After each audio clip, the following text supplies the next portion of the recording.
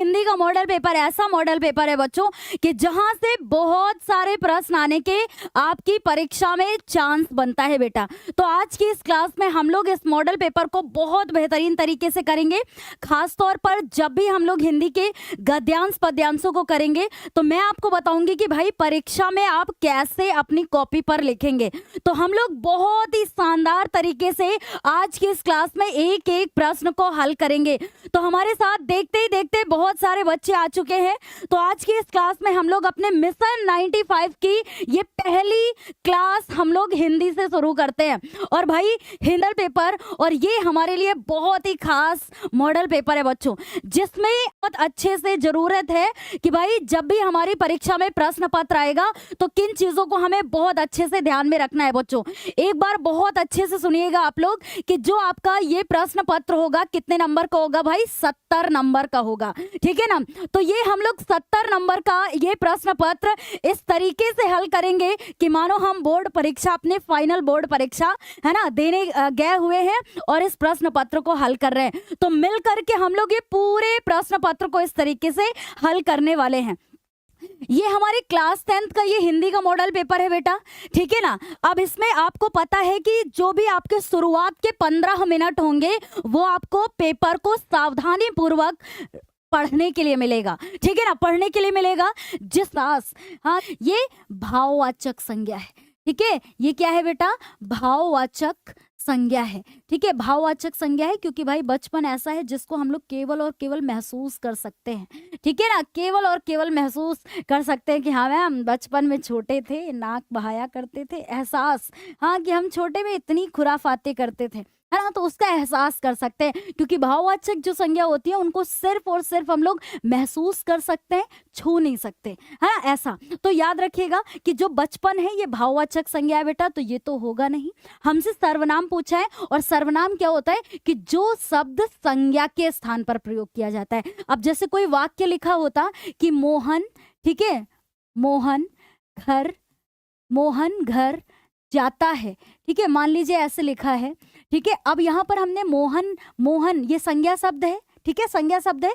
मोहन ना बोल करके हमने लिख दिया कि वह घर जाता है, ठीक, वह घर जाता है। तो यहाँ पर हमने मोहन की जगह पर वह प्रयोग किया है ना, तो यही सर्वनाम कहलाएगा, ठीक है। यही क्या कहलाएगा बच्चों, सर्वनाम कहलाएगा, ठीक है, सर्वनाम कहलाएगा। तो हमारा करेक्ट आंसर क्या हो जाएगा, हमारा करेक्ट आंसर क्या हो जाएगा, वह हो जाएगा।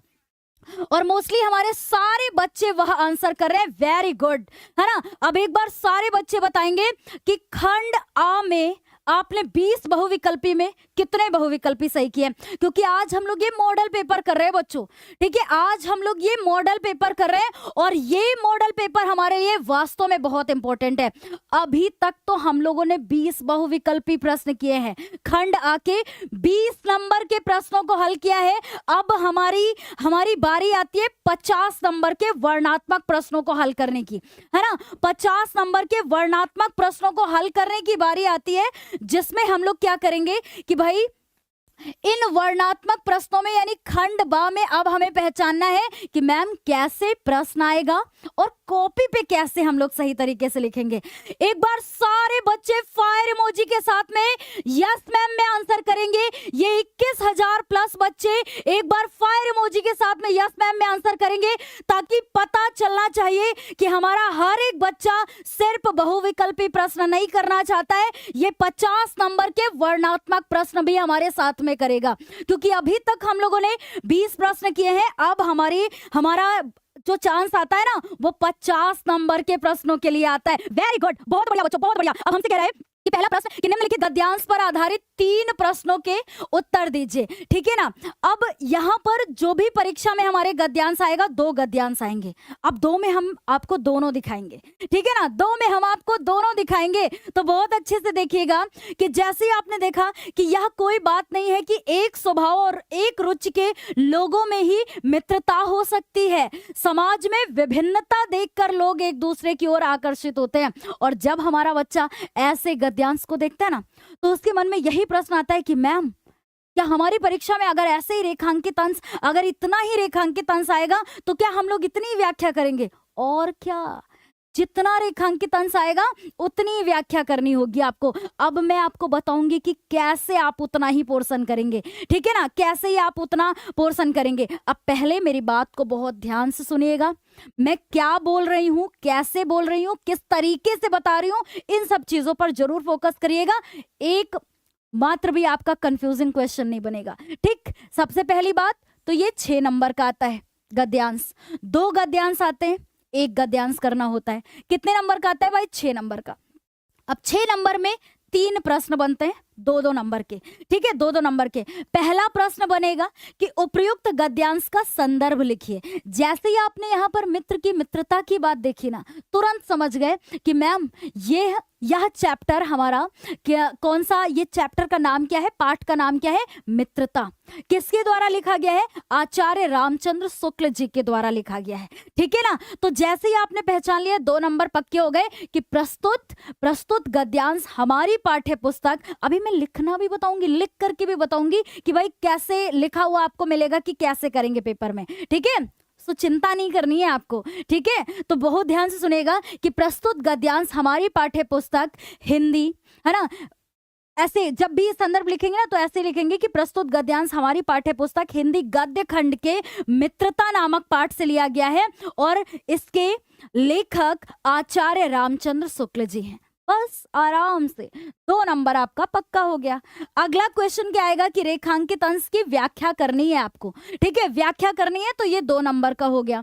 मैं अपने 10,000 वाले फोन में 1.5 लाख वाले के अनुसार समाज में विभिन्नता देखकर लोग एक दूसरे की ओर क्यों आकर्षित होते हैं, ऐसा प्रश्न बनेगा। यानी एक प्रश्न हमारा गद्यांश से संबंधित बनेगा और उसको उत्तर कैसे करेंगे हम लोग, फटाफट से देखते हैं। अब देखिए, मैं आपको ना इसकी व्याख्या ओरली ऐसे बोल करके भी बताऊंगी कि देखिए संदर्भ में तो आप कर लेंगे, व्याख्या में अगर ऐसा आता है तो आप ऐसे लिखेंगे कि प्रस्तुत गद्यांश में लेखक कहते हैं कि जरूरी नहीं है कि 2 लोगों के बीच अगर मित्रता होती है तो उनके स्वभाव भी एक जैसे होने चाहिए। जैसे हमें उदाहरण देखने को मिलता है कृष्ण और सुदामा का भी, है ना, कि हमें मतलब ऐसा नहीं होता है कि भाई दोनों दिखने में भी एक जैसे हैं तभी मित्रता संभव है, ऐसा बिल्कुल नहीं है, है ना। ऐसा बिल्कुल नहीं है कि विपरीत स्वभाव होने पर भी मित्रता होना संभव है, इस चीज को भी याद रखिएगा, ठीक है। तो कैसे मैम हम लोग परीक्षा में करेंगे कि संदर्भ तो ऐसे ही लिखेंगे कि प्रस्तुत गद्यांश हमारी पाठ्य पुस्तक हिंदी के गद्य खंड में संकलित मित्रता नामक पाठ से लिया गया है,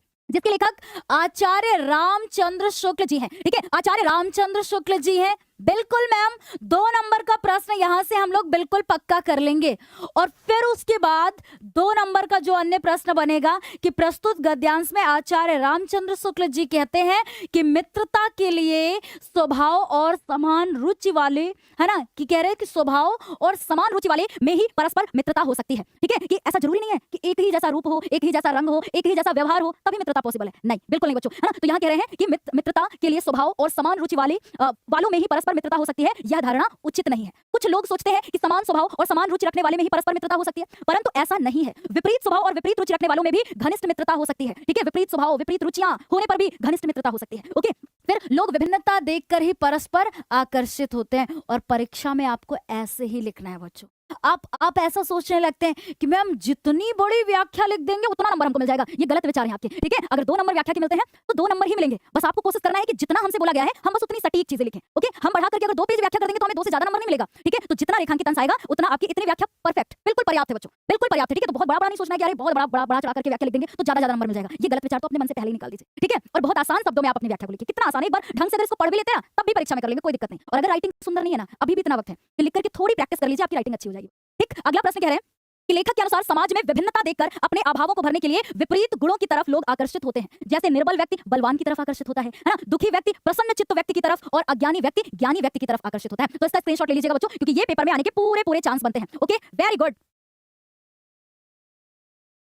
आगे चलेंगे बच्चों, देखिए अथवा करके लिखा है, यानी आपके पेपर में 2 गद्यांश आएंगे, ठीक है, आपके पेपर में 2 गद्यांश आएंगे और दोनों में से कोई एक करना होगा। अब अच्छा बच्चे, अब तो आपने दूसरा वाला भी देख लिया, आप कौन सा वाला, आपको कौन सा सही लगा दोनों में से, कि आपको क्या लगता है कि आप कौन सा करना चाहते हैं। मान लीजिए यही दोनों आपके पेपर में गद्यांश आ गए, तो आपको क्या लगेगा कि मैम हम कौन सा वाला करेंगे, है ना। हम होते तो भाई दोनों में पहला वाला तो मित्रता का था, वो तो और भी ज्यादा आसान था, दूसरा वाला भी और ज्यादा आसान है, तो अपनी मनपसंद का कर लीजिए जिसमें आपको लगता है कि हाँ मैम इसकी व्याख्या हम लोग बहुत अच्छे से लिख सकते हैं। ठीक, तो जैसे आपने लिखा कि हे भगवान, तब के लिए विपद के लिए इतना आयोजन, परम पिता की इच्छा के विरुद्ध इतना आयोजन, पिताजी फेर दीजिए पिताजी, इसकी चमक मेरी आंखों को अंधा बना रही है पिताजी। कौन कहता है ऐसा, ममता, है ना। तो जैसे ही आपने देखा कि ये ममता पाठ से लिया गया है, ठीक है, संदर्भ आपका पक्का, संदर्भ आपका पक्का हो गया कि प्रस्तुत गद्यांश हमारी पाठ्यपुस्तक हिंदी गद्य खंड के ममता नामक पाठ से लिया गया है और यह आचार्य रामचंद्र शुक्ल जी के द्वारा लिखा गया है। बस 2 नंबर आपका पक्का हो गया संदर्भ का। ठीक, व्याख्या में क्या कह रहे हैं, यहाँ कह रहे परम पिता की इच्छा के विरुद्ध इतना साहस, पिताजी क्या भीख ना मिलेगी, क्या कोई हिंदू भूपृष्ठ पर ना बचा रह जाएगा, ये कौन कहता है। तो हम लोग व्याख्या में ऐसे करेंगे, देखिए कुछ रटना नहीं है आपको, कि प्रस्तुत गद्यांश में लेखक कहते हैं कि ममता जब अपने पिता चूड़ामणि को, है ना, चूड़ामणि को बड़े बड़े 10 सोने के थाल, सोने चांदी से भरे हुए थालों को लाते हुए देखती है ना, तो कहती है कि पिताजी यह कार्य ईश्वर की इच्छा के विरुद्ध है ना, परम पिता की इच्छा के विरुद्ध इतना साहस,